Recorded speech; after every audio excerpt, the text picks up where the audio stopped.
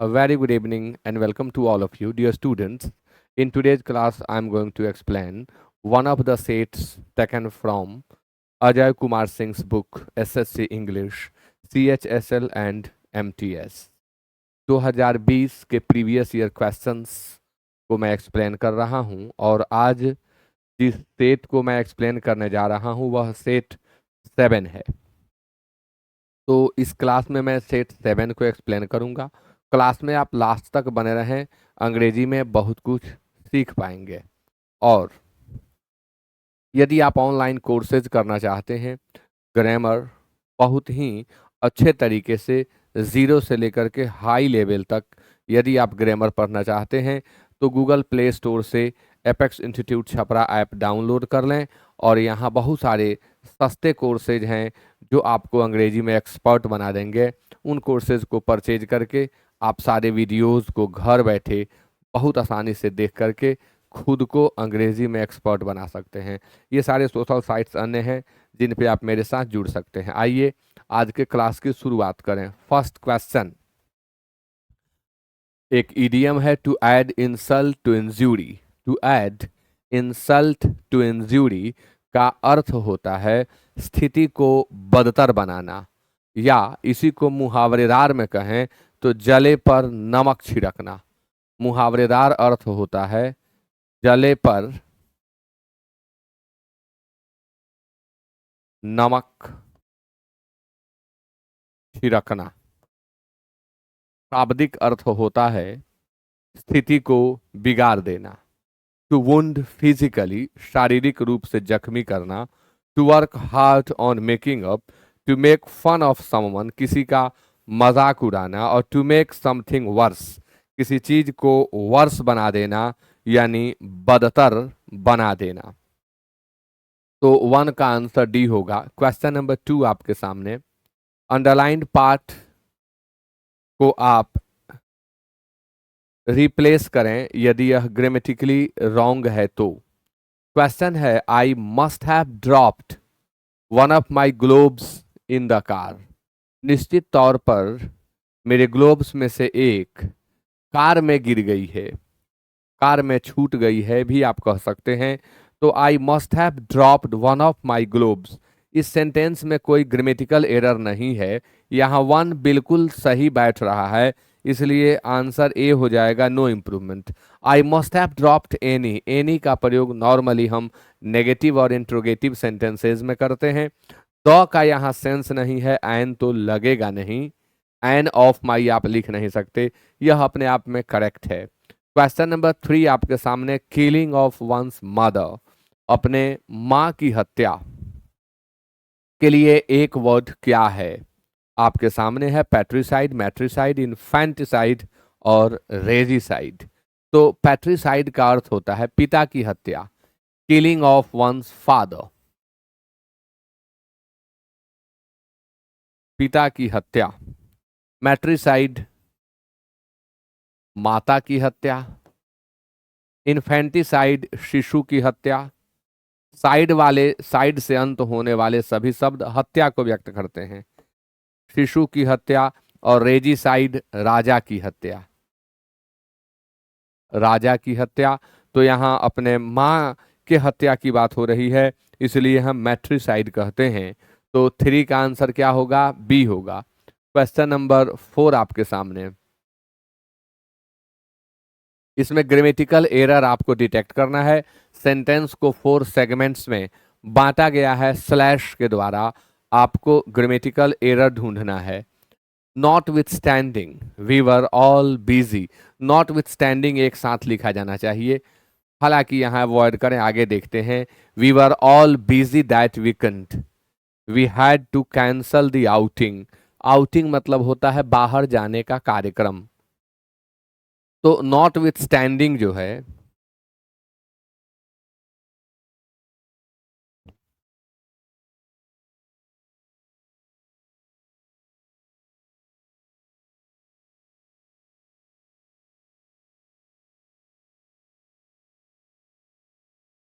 Not with standing का प्रयोग हम डिस्पाइट के अर्थ में करते हैं। के बावजूद या के रहते हुए भी, इसके जगह पर हम इन स्पाइट ऑफ का भी यूज कर सकते हैं। अब क्या यहाँ के बावजूद के रहते हुए भी सूट कर रहा है? जी नहीं, बिल्कुल नहीं, लास्ट में कट रहा है कुछ। यह यहाँ बिल्कुल सूट नहीं कर रहा है, क्योंकि नॉट विथ स्टैंडिंग का अर्थ होता है के बावजूद, और के बावजूद के अर्थ में यह यहाँ यूज नहीं हुआ है, यानी यहाँ जो चाहिए वह नॉट विथ स्टैंडिंग है ही नहीं, इसलिए एरर तो है नॉट विथ स्टैंडिंग वाले पार्ट में, यानी हम यहाँ दे दें। अब बाद के सिचुएशन को देखें। वी वर ऑल बिजी, हम सभी व्यस्त थे। दैट वीकेंड, उस सप्ताह। We had to cancel the outing, हमें आउटिंग कैंसिल करनी पड़ी, यानी चूंकि हम बिजी थे। तो चूंकि के लिए यहां पर शब्द क्या चाहिए? तो सिंस चाहिए।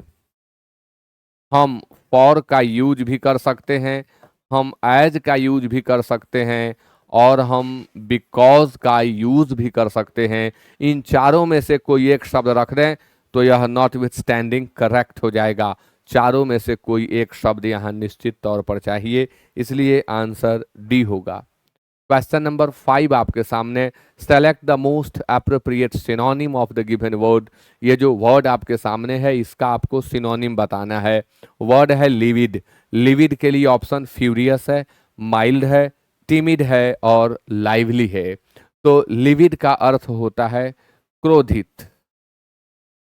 लिविड का अर्थ होता है क्रोधित। फ्यूरियस का अर्थ होता है क्रोधित। माइल्ड का अर्थ होता है मधुर या मीठा। टिमिड का अर्थ होता है डरपोक, कावर्ड। लाइवली का अर्थ होता है जीवंत, जिंदा दिल। तो लिविड के लिए यहाँ सिनोनिम क्या होगा? तो फ्यूरियस होगा, इसलिए 5 का आंसर ए सेलेक्ट किया जाएगा। Question number 6, fill in the blank with most appropriate word. This part of the C dash with sharks. C का यह पार्ट शार्क्स से भरा है। तो से भरा है के लिए सफाइसेस नहीं लिखेंगे, ऐसा हटा करके वर्ड याद करिएगा। सफाइस वर्ब है और इसी सफाइस से सफिशियंट बनता है। सफाइस मीन्स होता है पर्याप्त होना, यह वर्ब है, इसका एडजेक्टिव सफिशियंट हो जाता है। क्राउड का अर्थ भी भरना होता है, भीड़ लगाना होगा वर्ब के रूप में, या भरना होगा। एक्सपैंड एस हटा देंगे। एक्सपैंड मतलब होता है फैलना, विस्तारित होना, और टीम मतलब होता है भरना। अब यह जो सेंस यहाँ बन रहा है ना, यहाँ टीम शब्द सूट करेगा। टीम्ड विथ, टीमिंग विथ का यूज किया जाता है ऐसी चीजों में जहाँ से भरने का अर्थ बने, जीवों से, यहाँ हम टीम्स का यूज करते हैं। अब से भरा हुआ के अर्थ में तो एंडोवेड विथ का यूज भी किया जाता है, बिसेट विथ का यूज भी किया जाता है। उसके लाइफ में प्रॉब्लम्स ही प्रॉब्लम्स हैं, तो his life is beset with problems. उसके अंदर गुणों का खान है, तो ही और she is endowed with good qualities. तो एंडोवेड विथ का प्रयोग भी से भरा हुआ के अर्थ में करते हैं। बिसेट विथ का प्रयोग भी बिसेट विथ नेगेटिविटी को दर्शाता है, और एंडोवेड विथ पॉजिटिविटी को दर्शाता है। यहाँ टीम का प्रयोग करें। 6 का आंसर डी होगा। क्वेश्चन नंबर 7 आपके सामने। Select the miss spelled word arrival, serious, modern and applause. Applause शब्द अपलॉड का एब्स्ट्रैक्ट नाउन है। अराइवल शब्द यहाँ गलत है, इसलिए यही आंसर होगा। अराइवल, अराइव वर्ब का एब्स्ट्रैक्ट नाउन होता है। सीरियस मीन्स गंभीर होता है।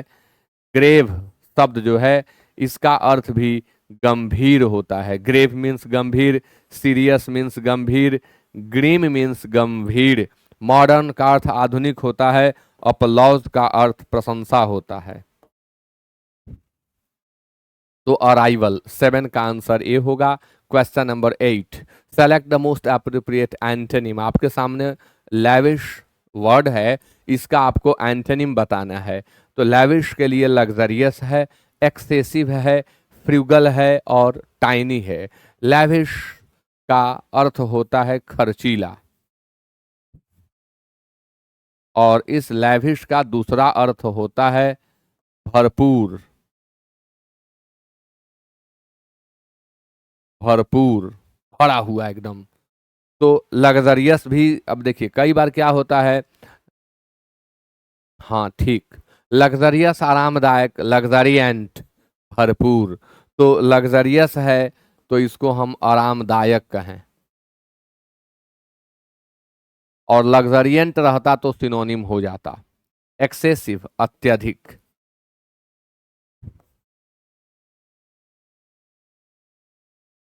फ्रुगल, कम खर्च करके अपनी काम चलाने वाला, मितव्ययी। थ्रिफ्टी इसका सिनोनिम होता है टाइनी, मतलब छोटा, कई बार लोग इसे टीनी पढ़ देते हैं, टाइनी पर है। फ्रुगल का अर्थ मितव्ययी होता है, इसे हम थ्रिफ्टी भी कहते हैं। थ्रिफ्टी, इकोनॉमिक भी कहते हैं, इकोनॉमिकल, इकोनॉमिकल भी कहते हैं। एक्स्ट्रावैगेंट और स्पेंड थ्रिफ्ट इसका एंटोनिम हो जाएगा फ्रुगल का।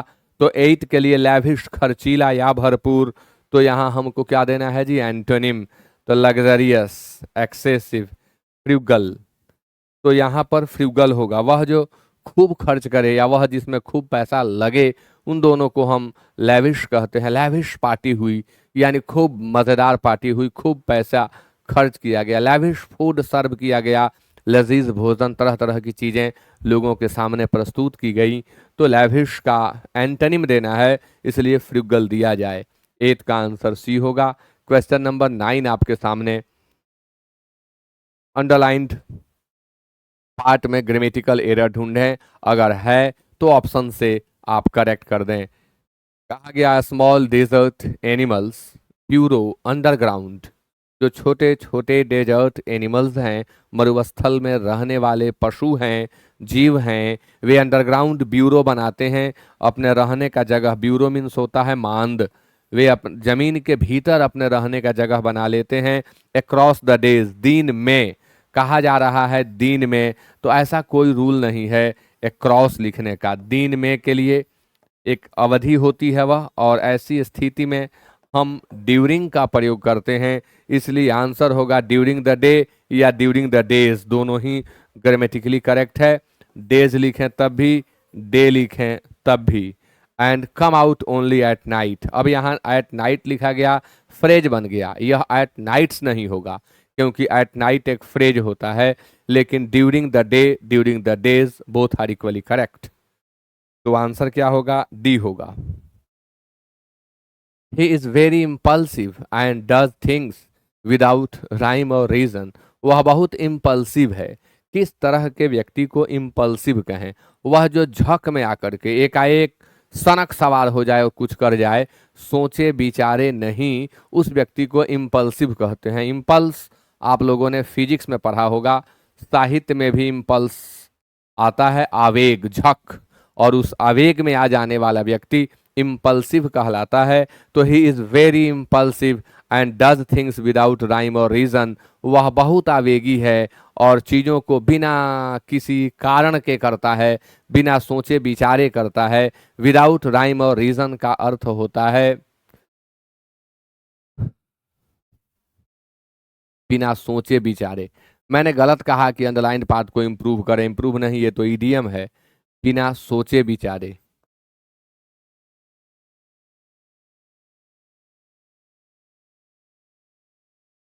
बिना विचार मंथन किए, without any ones help, without a reasonable explanation, without proper planning, without any. अब यहाँ जो ऑप्शंस दिए गए हैं इनमें हम सिर्फ बी को सेलेक्ट कर सकते हैं।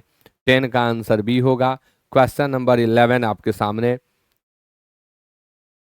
इस जम्बल्ड पार्ट को आपको सजाना है।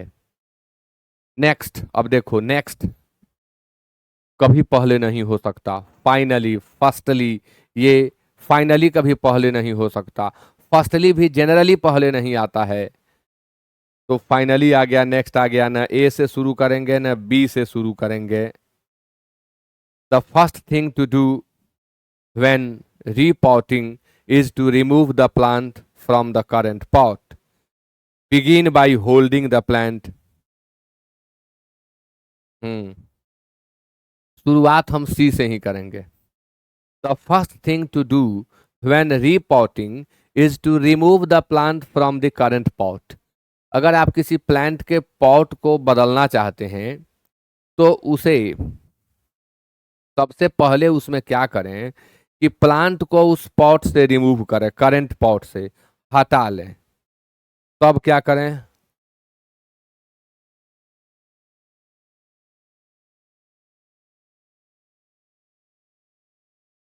हाँ, इस प्रोसेस की शुरुआत कैसे करें? तो इस प्रोसेस की शुरुआत करें holding the plant gently. Plant को आराम से पकड़ लें and turning the post sideways, और उस टर्निंग द पॉट साइडवेज, और उस पॉट को साइड में ऐसे झुकाएं। फिर क्या करें नेक्स्ट? और तब आएगा फाइनली, यानी सी डी ए बी। और सी डी ए बी कहाँ दिया? बी में, तो 11 का आंसर बी होगा। Question number 12, select the correct indirect form of the given sentence. इस सेंटेंस का इनडायरेक्ट स्पीच आपको सेलेक्ट करना है। I love Bollywood music, Deepu said to Reena. Deepu ने रीना से कहा, तो आपको बनाना होगा Deepu told Reena that he loved Bollywood music. Answer A ही होगा। यहां सेज दे दिया, यहां हैड, यहां विल, ऐसे ही कट जा रहा है। आंसर ए होगा। Question number 13, select the correct passive form of the given sentence. जो सेंटेंस यहां दिया गया है इसका पैसिव फॉर्म आपको सेलेक्ट करना है। He drove the car very carefully on the hilly terrain. The car was driven करके बनेगा द कार इज हैज, ऐसे ही छट करके आंसर ये आ गया। The car was driven very carefully on the hilly terrain, ऐसे भी लिख सकते हैं the car was driven by him very carefully on the hilly terrain, but ऐसा नहीं है, तो 13 का ये सेलेक्ट किया जाएगा। 14, इनकरेक्टली स्पेल्ड वर्ड, किसी एक का स्पेलिंग गलत है।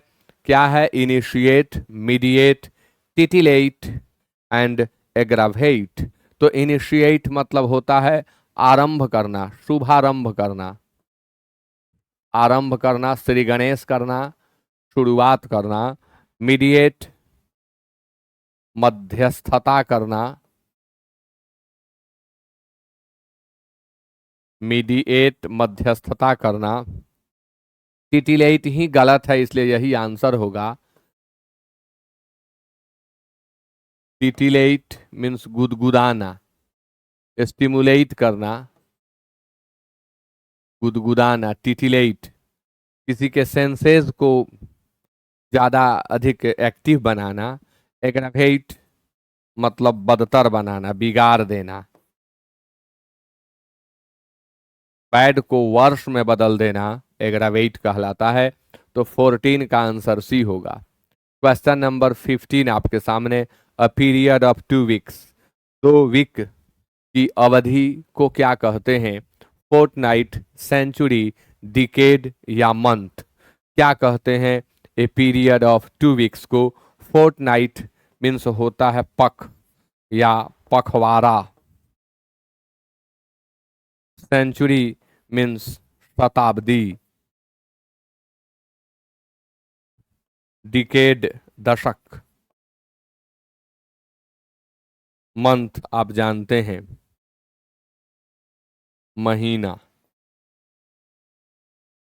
तो फोर्टनाइट कहते हैं, फोर्टनाइट मतलब होता है अ पीरियड ऑफ 2 वीक्स। इसको हम फोर्टनाइट, 15 दिन की अवधि होती है या, तो आंसर ए होगा। क्वेश्चन नंबर 16 में फीलर है, it is dash to see so many of our fellow Indians help the migrants in their struggle to go home. Migrants मतलब प्रवासी, जो प्रवास कर रहे हैं, जो माइग्रेट कर रहे हैं, जो प्रस्थान कर रहे हैं, वे माइग्रेंट्स हैं। माइग्रेट वर्ब है और माइग्रेंट उसका नाउन बन जाता है। It is dash to see so many of our fellow Indians, यह देख करके जिसमें हमारे बहुत सारे भारतीय मदद कर रहे होते हैं माइग्रेंट्स की, उनके स्ट्रगल में घर पहुंचने के लिए। माइग्रेंट्स घर पहुंचने के लिए स्ट्रगल कर रहे हैं और उनके उस स्ट्रगल में हमारे साथी, हमारे दोस्त भारतीय उनकी मदद कर रहे हैं। यह देखना अपने आप में सेव्योरिंग है, रीयूनाइटिंग है, रैलिशिंग है और हर्टेनिंग है। शब्दों का खेल है। सेव्योरिंग और रैलिशिंग एक ही सेंस रखता है, जो दिलचस्पी लेने वाला हो, आनंददायक कह सकते हैं। टेस्ट से जुड़ा हुआ है, रुचिकर आप कह सकते हैं। सेव्योर टेस्ट से जुड़ा हुआ शब्द है। वैसे ही रैलिशिंग भी टेस्ट से जुड़ा हुआ शब्द है, आनंद देने वाला, रुचि प्रदान करने वाला, रुचिकर। रीयूनाइटिंग पुनः एकजुट या एकत्रित करने वाला। एजेक्टिव का काम ये V4 कर रहे हैं, इसलिए इन्हें पार्टिसिपियल एजेक्टिव कहा जाएगा। हर्टेनिंग का अर्थ होता है उत्साहवर्धक, उत्साह को बढ़ा देने वाला। हर्ट शब्द है नाउन, इसका आप वर्ब बनाएंगे तो हर्टन होगा। हर्टन का एंटोनिम डिसहर्टन भी होता है, उत्साह को समाप्त कर देना, निरुत्साहित कर देना, हतोत्साहित कर देना, डिसहर्टन। तो यहाँ हर्टेनिंग होगा, उत्साह को बढ़ा देने वाला। 16 का आंसर डी होगा। 17 में क्लोज जम्बुल्ड सेंटेंसेस दिए गए हैं, इन्हें अरेंज करना है। देन पहले नहीं होगा, ए से शुरू नहीं करना है। ये सब टेक्निक सीखिएगा तो आपको भी काफी हेल्प मिलेगा। देन मतलब तब, यानी कुछ हुआ उसके बाद, इसलिए यहां से शुरू ना करें। Mohan first equipped himself with a long sturdy thick. Sturdy मतलब होता है मजबूत, स्ट्रॉन्ग। स्टर्डी मीन्स मजबूत। At several points, he lost the road and had to swim his way ahead. It was a journey he would never forget, where he had to use his stick constantly to locate the road. भाई कोई आदमी है जिसे पानी को पार करके जाना है, इसके लिए सबसे पहले उसने अपने आप को सुसज्जित किया, एक लठ लेकर के, एक डंडा लेकर के, लंबा सा मजबूत सा स्टिक लेकर के। तब क्या किया उस व्यक्ति ने? तब इसके बाद वह अपने जर्नी की शुरुआत की, और वह जर्नी 18 किलोमीटर की थी। उस एक्सपेडिशन पर चला बैक टू हिज विलेज, जहां लौट करके उसे अपने घर पहुंचना था। अब क्या हुआ? अब यह जर्नी कैसी थी, तो इस बात को डी में बताया गया, जिसे वह कभी भूल नहीं पाया है तब से आज तक, और अंत में जो बचा है वो आ जाएगा। यानी क्रम होगा BADC, और BADC बी में दिया हुआ है, तो 17 का आंसर बी होगा। 18 शब्द वर्ड है कैलस। बहुत लोग इसे कलाउस पढ़ते हैं, नहीं, आप पढ़ेंगे कैलस। कैलस शब्द के लिए ऑप्शन है इनएक्यूरेट, इनक्रेडिबल, इनसेंसिटिव और इनएक्सपीरियंस्ड। इसके लिए आपको सेलेक्ट करना है क्या? तो सिनोनिम।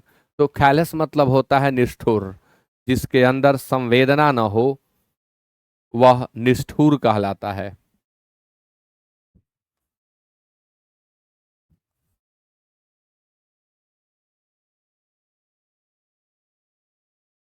असंवेदनशील, इनएक्यूरेट।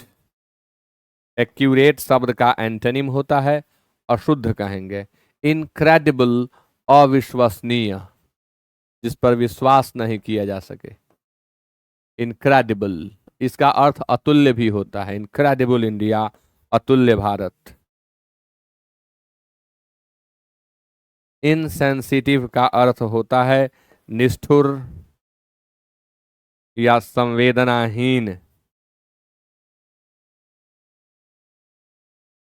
संवेदना रहित। इनएक्सपीरियंस्ड, अनारी।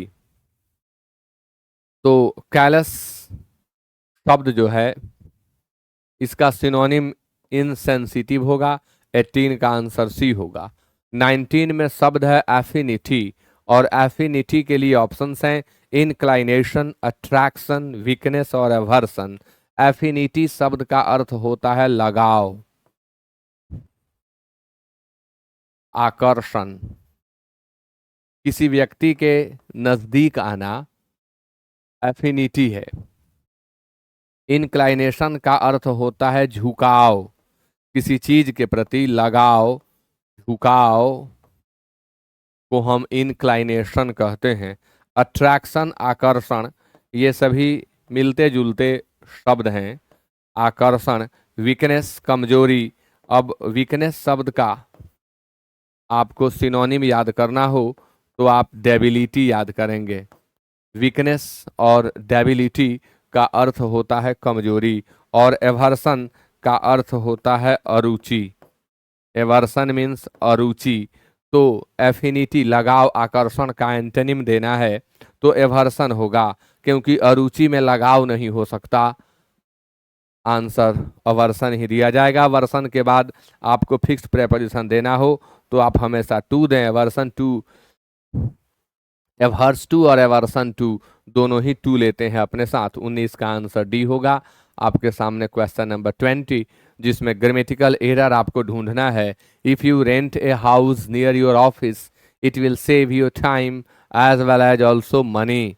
तो यदि आप अपने घर के नज़दीक अपनी ऑफिस करते हैं, अपने ऑफिस के नज़दीक रेंट पर घर ले लेते हैं, तो यह आपके टाइम को बचाएगा, साथ ही मनी भी बचाएगा। तो एज वेल एज अपने आप में पर्याप्त है। एज वेल एज के साथ ऑल्सो जैसे शब्द की ज़रूरत नहीं होती है, इसलिए आंसर बी होगा। 20 का आंसर भी एज वेल एज के साथ हम ऑल्सो इत्यादि का प्रयोग नहीं करते हैं। क्वेश्चन नंबर 21 to 25 में क्लोज टेस्ट है।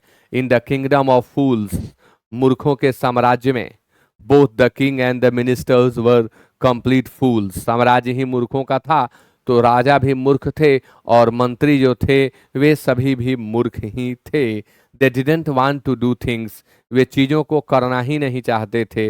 डैश अदर किंगडम्स, जैसे अन्य किंगडम के लोग करते थे।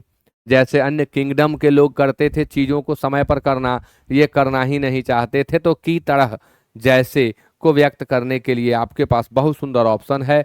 लाइक, लाइक तुलना को व्यक्त कर रहा है। आंसर 21 का ए होगा।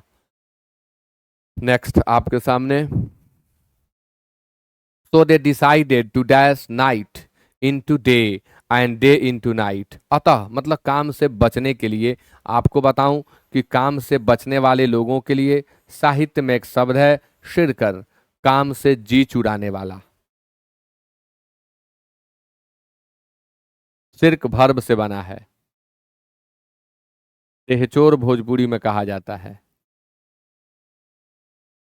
काम से जी चुराने वाला। So they decided to dash night into day and day into night। अब into रूप परिवर्तन को दर्शाता है। डिवेलप, एडजस्ट, चेंज और एग्री। देखो डिवेलप, एडजस्ट, एग्री नहीं दे करके चेंज दिया जाए, क्योंकि वे लोग डे को नाइट में बदल लेते हैं और नाइट को डे में बदल लेते हैं। यह एक चेंज है उनके द्वारा, इसलिए आंसर 22 का सी होगा। 23 आपके सामने, they dash that everyone should be awake at night, dash their lands and run their dash only after dark and should go to bed as soon as the sun came up। उनका यह आदेश आया कि लोग सूर्य अस्त होते होते काम पर लग जाएं और सूर्य उदय होते होते काम बंद करें, सोने चले जाएं। तो दे डैश दैट, उन लोगों ने क्या किया भाई? महाराज क्या करते हैं? मंत्रियों के सहायता से महाराज जी आदेश पारित करते हैं विमर्श करने के बाद। तो ये बिलीव्ड, रूल्ड और प्रेजेंटेड सूट नहीं करेगा। आंसर ऑर्डर्ड होगा। उन लोगों ने आदेश दिया कि रात में सभी लोग काम करें और दिन में सभी सो जाएं। 24 में, तो वे अपने खेत को डैश करें, अपने खेतों को डैश करें। खेतों को क्या किया जाता है? बोया जाता है, जोता जाता है, काटा जाता है, खोदा जाता है। तो खेत जोता जाता है, इसलिए टील होगा। टील मतलब ही जोतना होता है, प्लाऊ मतलब ही जोतना होता है। अब इसी टिल का प्रयोग आप कंजंक्शन के रूप में करेंगे तो तक हो जाएगा, टिल मीन्स तक। तो आंसर बी होगा, टिल करें अपने खेतों को, जुताई करें उनकी, and run there dash only after dark, जब अंधेरा हो जाए तब वे अपने व्यवसाय करें और खेत की जुताई करें। तो बिजनेस, लिवलीहुड, करियर और एम्प्लॉयमेंट, तो यहाँ बिजनेस होगा। लिवलीहुड का अर्थ आजीविका होता है, करियर जीवन वृत्ति और एम्प्लॉयमेंट रोजगार।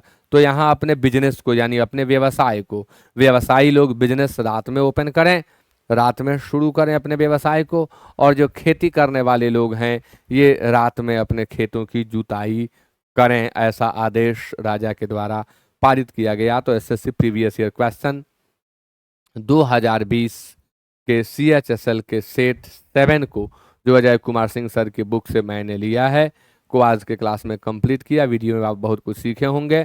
वीडियो को आप बहुत सारे लोगों के बीच शेयर भी करें, इससे उनको भी लाभ होगा। With that it is over. Thank you so much and good night.